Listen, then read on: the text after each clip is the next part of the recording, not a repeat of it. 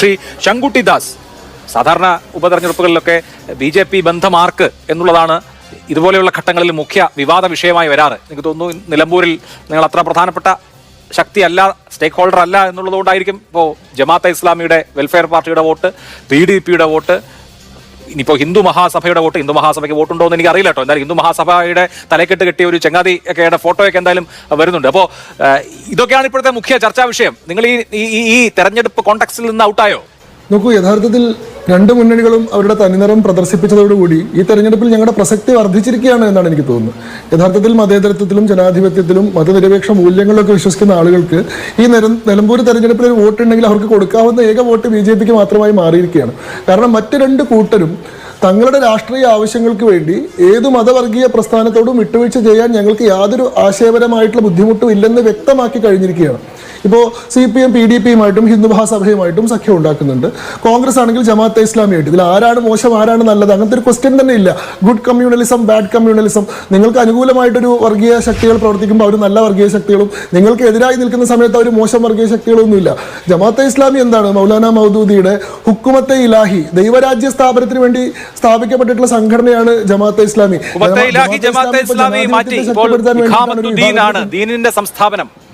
ദീനിന്റെ പ്രബോധനം എന്നത് ഈ പറയുന്ന 1971 ബംഗ്ലാദേശ് ലിബറേഷൻ വാറിന് ശേഷം ബംഗ്ലാദേശിൽ നടന്നിട്ടുള്ള ഹിന്ദു വംശഹത്യയുടെ നേതൃത്വം കൊടുത്തത് ബംഗ്ലാദേശിലെ ജമാഅത്തെ ഇസ്ലാമി ആയിരുന്നു എന്ന് വ്യക്തമായതിനു ശേഷം ഇന്ത്യയിൽ അവരുടെ പ്രവർത്തനങ്ങൾക്ക് വലിയ തിരിച്ചടി ഉണ്ടായ സമയത്താണ് അവരുടെ പ്രഖ്യാപിത ആശയമായിട്ടുള്ള ഹുക്കുമത്ത് ഇലാഹി എന്നത് മാറ്റിയിട്ട് ദീനിന്റെ പ്രബോധനം മാത്രമേ ഞങ്ങൾ നടത്താൻ ശ്രമിക്കുന്നുള്ളൂ എന്ന് പറയുന്നത്. എന്നാൽ ഇവരുടെ താത്വികാചാരനായിട്ടുള്ള മൗലാന മൗദൂദി അദ്ദേഹത്തിന്റെ കൃതികളിൽ വളരെ കൃത്യമായി പറയുന്നുണ്ട്, ജനാധിപത്യത്തെയോ മതേതരത്വത്തെയോ അംഗീകരിക്കാൻ സാധിക്കില്ല, ഭരണഘടനകളെ പോലും അംഗീകരിക്കാൻ സാധിക്കില്ല. കാരണം എന്താണ്? ഭരണഘടനയ്ക്ക് മനുഷ്യനാൽ നിർമ്മിക്കപ്പെട്ടതാണെന്നുള്ള ദൗർബല്യമുണ്ട്. മനുഷ്യനാൽ നിർമ്മിക്കപ്പെട്ടിട്ടുള്ള ഒരു നിയമത്തെയും നമുക്ക് അനുസരിക്കാൻ സാധ്യമല്ല. ദൈവത്താൽ നിർമ്മിക്കപ്പെട്ടിട്ടുള്ള ശരിയായ നിയമത്തെ മാത്രമേ നമുക്ക് അംഗീകരിക്കാൻ സാധിക്കുള്ളൂ. മതേതരത്വം എന്നത് അശ്ലീലമായിട്ടുള്ള സങ്കല്പമാണ്, ജനാധിപത്യം എന്ന് പറയുന്നത് ഹീനമായിട്ടുള്ള സങ്കല്പമാണ് എന്നെല്ലാം വളരെ വ്യക്തമാക്കിയിട്ടുള്ള മൗലാന മൗദൂദിയുടെ ആശയങ്ങൾ അവിടെ നിൽക്കുന്നുണ്ട്. എന്റെ ചോദ്യം, ജമാഅത്തെ ഇസ്ലാമി ഇപ്പോൾ അവരുടെ ആശയത്തിൽ മാറ്റം വരുത്തി എന്ന് പറയുന്നു. മൗലാന മൗദൂദി അവർ തള്ളി പറയുന്നുണ്ടോ? അവരുടെ സ്ഥാപകനായിട്ടുള്ള മൗലാന മൗദൂദിയുടെ ആശയങ്ങൾ ഈ കാലഘട്ടത്തിൽ യോജിക്കുന്നതല്ലെന്നും അതുകൊണ്ട് ഞങ്ങൾ അതിനെ പൂർണ്ണമായി തള്ളിക്കളയുന്നുവെന്നും ജമാഅത്തെ ഇസ്ലാമി പറയുന്നുണ്ടോ? അത് പറയുന്നില്ല. മാത്രമല്ല, ജമാഅത്തെ ഇസ്ലാമിയുടെ വിഭാഗങ്ങൾ തന്നെയല്ല ഇപ്പൊ ബംഗ്ലാദേശിൽ നടന്നിട്ടുള്ള ഹിന്ദു വംശഹത്യ, അവിടെ ബംഗ്ലാദേശിൽ നടന്നിട്ടുള്ള കലാപം നയിച്ചത് ആരാണ്? പാകിസ്ഥാനിൽ ഹിന്ദുക്കൾക്കെതിരെ സിയാഉൽ ഹക്കിന്റെ പട്ടാളഭരണം ഉണ്ടായ സമയത്ത് അവിടെ നടന്നിട്ടുള്ള ഹിന്ദു വംശഹത്യ നയിച്ചത് ആരാണ്?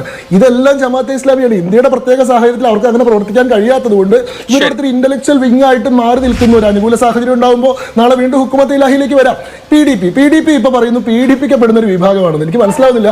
കേരളത്തിൽ അങ്ങനെ ഏതെങ്കിലും ഒരു രാഷ്ട്രീയ പ്രസ്ഥാനത്തിന്റെ ഭാഗമായി നിൽക്കുന്ന ഒരു മനുഷ്യരും പീഡിതരായിരിക്കരുത്. അങ്ങനെ ആരും പീഡയും സഹനവും അനുഭവിക്കുന്നില്ലെന്ന് ഉറപ്പുവരുത്തലാണല്ലോ സർക്കാരുകളുടെ ഉത്തരവാദിത്തം. 10 കൊല്ലമായിട്ട് LDF ഭരിക്കുന്ന ഈ സംസ്ഥാനത്ത് എങ്ങനെയാണ് ഒരു വിഭാഗം എപ്പോഴും പീഡിതരായി തുടരുന്നത് എന്ന് എനിക്ക് മനസ്സിലായിട്ടില്ല. പക്ഷേ അവർ ഇടതുപക്ഷത്തിന് പിന്തുണ പ്രഖ്യാപിക്കുന്ന സമയത്ത് അവരെങ്ങനെയാണ് മാറ്റം വന്നിട്ടുള്ള മനസ്താപം വന്നിട്ടുള്ള മാനസാന്തരം വന്നിട്ടുള്ള മനുഷ്യരായത്? ഇവർ ഈ പറയുന്ന PDPയുമായി ബന്ധപ്പെട്ട് ആരോപിക്കപ്പെടുന്ന എന്തെങ്കിലും കുറ്റകൃത്യത്തിന് അവരതിനെ തള്ളി പറയുകയോ അതിനെ എതിർത്ത് പറയുകയോ ചെയ്തിട്ടുണ്ടോ? 1989 അബ്ദുൽ നാസർ മദനി സ്ഥാപിക്കുന്ന ISS എന്ന് പറയുന്ന ഇസ്ലാമിക് സേവാ സംഘ് RSSന് ബദലായി മുസ്ലിം യുവാക്കൾക്ക് ആയുധ പരിശീലനവും കായിക പരിശീലനവും കൊടുക്കാൻ ഉദ്ദേശിച്ചുകൊണ്ടുള്ള ഇസ്ലാമിക് സേവാ സംഘാണ് 1992 പൂന്തുറ കലാപം സംഘടിപ്പിക്കുന്നത്. ഒരുപക്ഷെ കേരളത്തിലെ ആദ്യത്തെ സമ്പൂർണ്ണ വർഗീയ കലാപം, നാദാപുരം കലാപവും തലശ്ശേരി കലാപവും അതിന്റെ രാഷ്ട്രീയമായിട്ടുള്ള മാനങ്ങൾ ഉണ്ടെന്നെങ്കിലും പരിഗണിക്കാം. അത് മാറ്റി നിർത്തിയാൽ മതാടിസ്ഥാനത്തിൽ ആളുകൾ ഏറ്റുമുട്ടുന്ന ഒരു വർഗീയ കലാപം, പൂന്തുറ കലാപം സംഘടിപ്പിക്കുന്ന ISS ആണ്. ആ ISS നിരോധിക്കപ്പെട്ടതിന് ശേഷമാണ് 1993 പീപ്പിൾസ് ഡെമോക്രാറ്റിക് പാർട്ടി എന്നുള്ള പേരിൽ PDP സ്ഥാപിക്കപ്പെടുന്നത്. അതിനുശേഷമാണ് 1998 കോയമ്പത്തൂർ ബ്ലാസ്റ്റ്, LK അദ്വാനി പങ്കെടുക്കുന്ന 12 വേദികളിൽ ബോംബ് സ്ഫോടനം നടത്തി 58 പേരെ കൊന്നു കളഞ്ഞിട്ടുള്ള കോയമ്പത്തൂർ ബ്ലാസ്റ്റ്, അതിലെ മുഖ്യപ്രതിയായിട്ട് 9 കൊല്ലം ജയിലിൽ കിടന്നിട്ടുള്ള ആളാണ് അബ്ദുൽ നാസർ മദനി. ശരി, അതിൽ അല്ലുമ എന്ന സംഘടനയാണ് പ്രതിയാക്കപ്പെട്ടത്. അദ്ദേഹത്തെ കുറ്റവിമുക്തനാക്കിയില്ലേ മദനിയെ? 9.5 കൊല്ലത്തെ വിചാരണ കാലയളവ് ജയിൽവാസമായി തന്നെ പരിഗണിക്കാമെന്ന് പറഞ്ഞുകൊണ്ടാണ് ഇദ്ദേഹത്തെ ഇനി കേസിൽ ശിക്ഷിച്ചാൽ പോലും അതിന് ആനുപാതികമായിട്ടുള്ള ശിക്ഷ ഇതിനോടകം അദ്ദേഹം ജയിലിൽ കിടന്നിട്ടുണ്ട് എന്ന് പറഞ്ഞുകൊണ്ടാണ് കോടതിയോടെ മോചിപ്പിക്കുന്നത്. എപ്പോഴും ജയിലിൽ കിടക്കുന്ന ആളല്ലേ?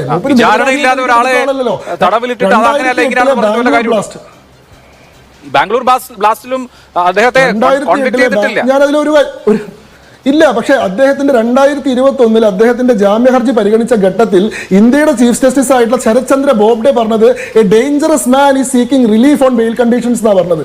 ഒരു അപകടകാരിയായിട്ടുള്ള മനുഷ്യൻ വീണ്ടും തന്റെ ജാമ്യ വ്യവസ്ഥകളിൽ ഇളവ് ചോദിച്ചു വരികയാണ്, അത് കൊടുക്കാൻ നിവൃത്തിയില്ലെന്ന്. അപ്പൊ ഇന്ത്യയുടെ പരമോന്നത കോടതിയിലെ പരമോന്നത ന്യായാധിപൻ തന്നെ അപകടകാരിയായിട്ടുള്ള മനുഷ്യനാണ് എന്ന് അദ്ദേഹത്തിന്റെ പൂർവ്വകാല റെക്കോർഡ് വെച്ച് പറഞ്ഞിട്ടുണ്ട്. ഈ അബ്ദുൾ നാസർ മദനിയെ ജയിൽ മോചിതനാക്കാൻ വേണ്ടിയിട്ടാണ് 2005 കളമശ്ശേരി ബസ് കത്തിക്കൽ സംഭവം ഉണ്ടായത്. ഈ കളമശ്ശേരി ബസ് കത്തിക്കൽ സംഭവമാണ് കേരളത്തിൽ ആദ്യമായിട്ട് NIA അന്വേഷിച്ചിട്ടുള്ള തീവ്രവാദ കേസ്. അതിനു മുമ്പ് കേരളത്തിൽ NIA കേസ് അന്വേഷിച്ചിട്ടുള്ള സാഹചര്യം ഇല്ല. ഒരു തമിഴ്നാട് റോഡ് ട്രാൻസ്പോർട്ട് കോർപ്പറേഷന്റെ ഒരു ബസ്സിനെ തോക്കുകളുമായി കയറി ചെന്നിട്ട് ഡ്രൈവറുടെ തലയിൽ തോക്ക് വെച്ച് ബസ് റാഞ്ചി എടുത്തുകൊണ്ട് ആ ബസ് കത്തിച്ച് കളഞ്ഞിട്ടുള്ള സംഭവമാണത്.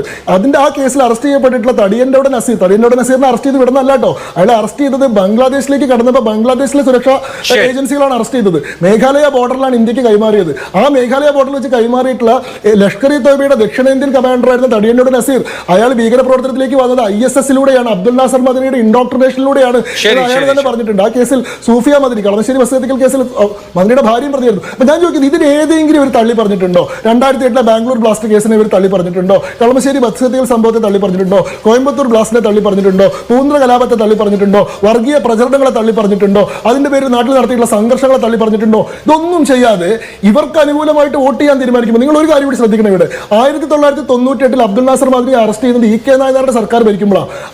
തമിഴ്നാട്ടിൽ രജിസ്റ്റർ ചെയ്യപ്പെട്ടിട്ടുള്ള കേസിന് ഇവിടെ EK നായനാർ, അത് ജേക്കബ് തോമസ് ആയിരുന്നു കൺസേൺഡ് പോലീസ് ഉദ്യോഗസ്ഥൻ, അവിടെ കലൂരിൽ നിന്ന് അറസ്റ്റ് ചെയ്ത് കോഴിക്കോട്ടേക്ക് രാത്രി കൊണ്ടുവന്നിട്ട് അവിടെ നിന്ന് തമിഴ്നാട്ടിൽ കൈമാറുകയാണ് ചെയ്യുന്നത്. തന്റെ സർക്കാരിന്റെ അഭിമാന നേട്ടമാണെന്നാണ് EK നായനാർ പറഞ്ഞത്. ഒരു ഭീകരവാദി അത്രയും കാര്യക്ഷമമായി പിടിക്കാൻ സാധിച്ചത്. അതിന്റെ വിരോധത്തിൽ 2001 നിയമസഭാ തെരഞ്ഞെടുപ്പിൽ UDF പിന്തുണ കൊടുക്കുകയാണ് PDP ചെയ്തത്. ഇടതുപക്ഷം തങ്ങളെ വഞ്ചിച്ചു എന്ന് പറഞ്ഞുകൊണ്ട് അന്ന് PDP ഭീകരവാദ സംഘടനയാണെന്നും അബ്ദുൾ നാസർ മദനി തീവ്രവാദിയാണെന്നായിരുന്നു ഇടതുപക്ഷത്തിന്റെ നിലപാട്. പിന്നീട് എങ്ങനെയാണ് 2006 ശേഷം പെട്ടെന്ന് PDP പീഡിപ്പിക്കപ്പെട്ടിട്ടുള്ള മനുഷ്യരായത്? തീർച്ചയായും മാറി രണ്ട് വിഭാഗങ്ങളും രണ്ട് പാർട്ടികളും വ്യത്യസ്ത മുന്നണികളെ പിന്തുണച്ചിട്ടുണ്ട് എന്നുള്ളത് രാഷ്ട്രീയമായ ഒരു വസ്തുതയാണ്.